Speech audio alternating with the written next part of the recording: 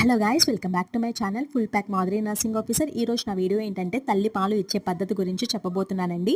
మీకు ఇంకా క్లియర్గా కావాలంటే కనుక నా యూట్యూబ్ ఛానల్కి వెళ్ళి ఒకసారి చెక్అవుట్ అవ్వండి. తల్లి పాలు నేను మ్యాక్సిమం చూసిన కేసెస్లో ఏంటంటే సి సెక్షన్లో అలాగే నార్మల్ డెలివరీలో పడుకొని ఇచ్చేస్తారు.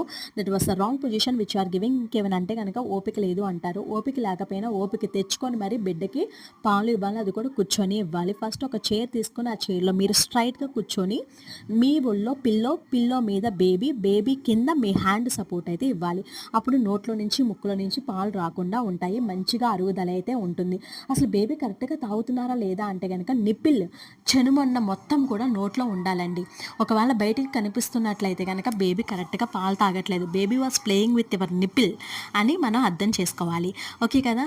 ఈ వీడియో కనుక మీకు యూస్ఫుల్, ఎవరైనా లాక్టేటివ్ మదర్స్ ఉంటే కనుక కంపల్సరీగా కూడా షేర్ చేయండి.